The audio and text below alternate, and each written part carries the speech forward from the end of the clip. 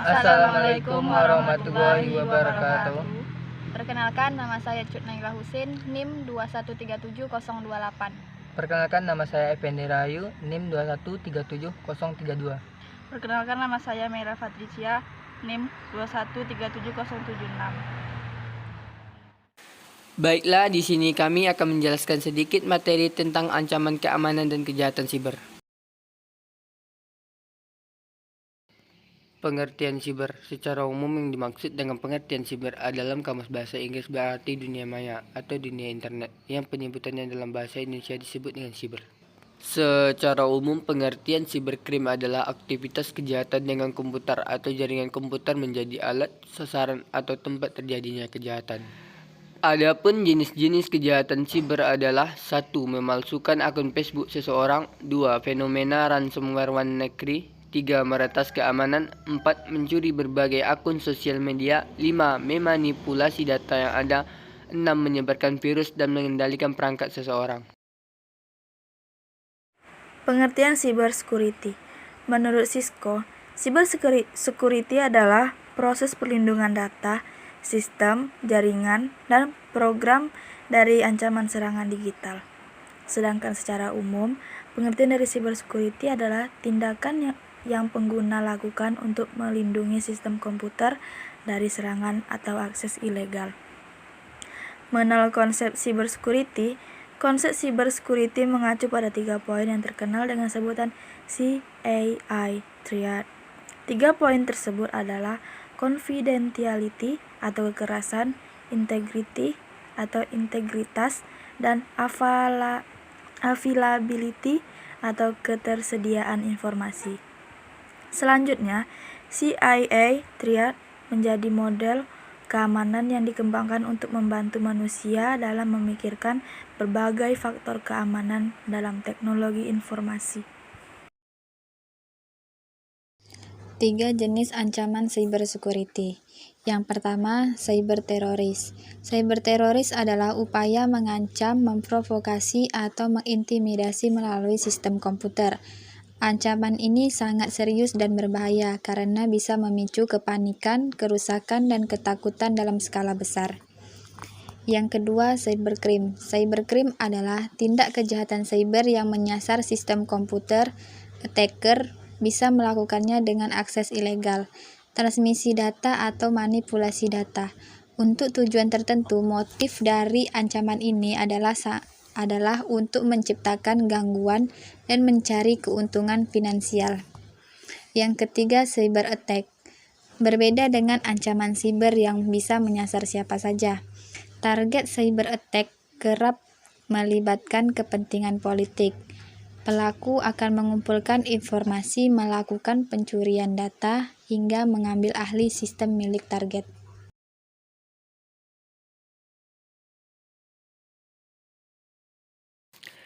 Baiklah, selanjutnya metode ancaman dalam cybersecurity. Yang pertama yaitu malware atau malicious software.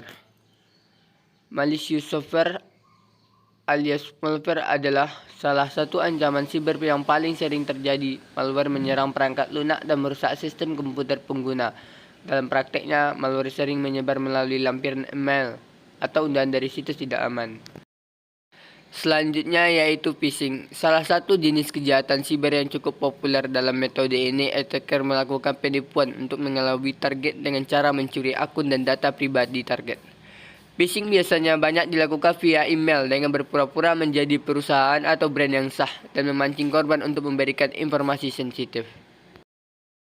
Selanjutnya yaitu injeksi SQL, Structured Query Language, adalah metode ancaman yang digunakan untuk mengambil kendali dan mencuri informasi sensitif dari pusat data. Attacker memanfaatkan kerentanan dalam aplikasi berbasis data ini dengan memasukkan kode berbahaya ke dalam basis data melalui pernyataan SQL. Akibatnya mereka bisa mendapatkan akses ke data sensitif pengguna.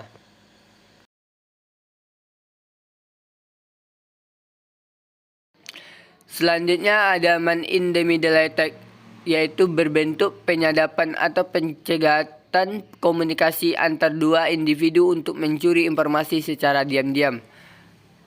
Sering terjadi saat pengguna menggunakan akses Wi-Fi tidak aman di area publik. Penyerang bisa mencegah informasi yang dikirimkan dari perangkat dan jaringan korban. Yang terakhir yaitu ada serangan denial of service atau DOS. Dalam serangan ini, attacker mencegah sistem komputer untuk memenuhi permintaan akses yang sah. Metode yang mereka lakukan adalah dengan membanjiri jaringan dan server dengan flag traffic, sehingga akses sah gagal masuk ke sistem. Menerapkan cybersecurity dengan menangkal cybercrime, yaitu pertama, memperbarui perangkat lunak. Cybercrime akan mengeksploitasi perangkat lunak yang usang dengan menyerang celah keamanan. Untuk itu, penting untuk selalu memperbarui perangkat lunak secara rutin. Pasalnya, patch keamanan terbaru dari sistem operasi mempunyai tingkat perlindungan yang lebih baik untuk mencegah kejahatan siber. Kedua, menggunakan antivirus. Memasang antivirus bisa menjadi salah satu solusi keamanan perangkat. Antivirus dapat mendeteksi kehadiran gangguan dan membersihkan sistem komputer dari ancaman malware. Pastikan untuk selalu memperbarui antivirus Anda secara berkala ya. Yang ketiga, kata sandi yang kuat. Cybercrime akan mudah mengeksploitasi pengguna password yang lemah. Untuk itu, selalu gunakan password yang kuat yang merupakan gabungan kata, huruf, dan simbol. Selain itu, cobalah mengganti password Anda secara rutin. Anda bisa melakukannya secara manual atau menggunakan aplikasi password manager terbaik. Keempat, waspada dengan email dan pesan tidak dikenal.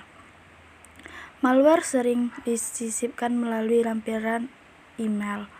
Saat Anda membuka lampiran ini, malware akan menyebar ke sistem komputer.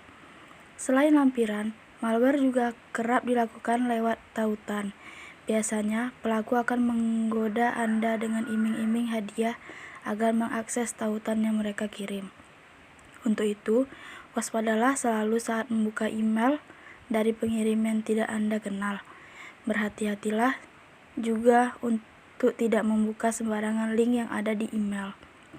Yang kelima, hindari menggunakan jaringan Wi-Fi asing di tempat umum.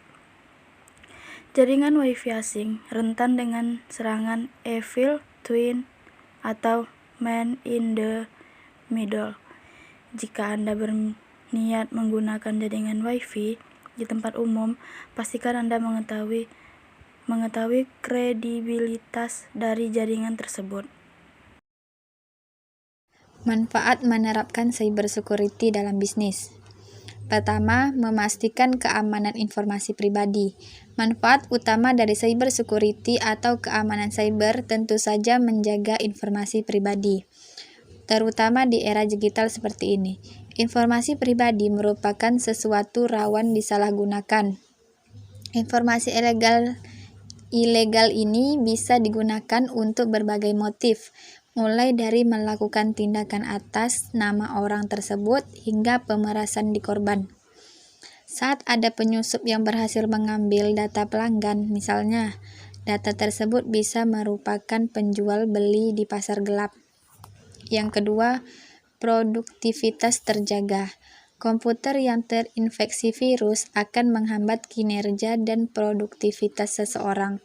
Komputer bisa berjalan sangat lambat, aplikasi tidak berperan maksimal seperti pengguna diharapkan, dan bahkan harus mengganti unit komputer sebelum waktunya.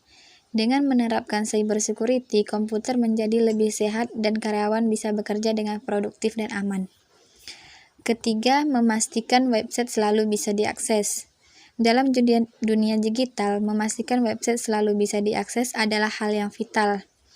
Saat website terkena ancaman dan kemungkinan website shutdown dan tidak bisa diakses, tim IT membutuhkan waktu untuk membuat website pulih kembali. Sementara itu, calon pelanggan potensial atau bahkan pelanggan loyal yang gagal mengakses website akan berhasil ke kompetitor. Sangat merugikan, bukan? Yang keempat, meningkatkan kepercayaan pelanggan. Berkaitan dengan poin sebelumnya, ancaman cyber bisa berdampak buruk untuk sebuah bisnis.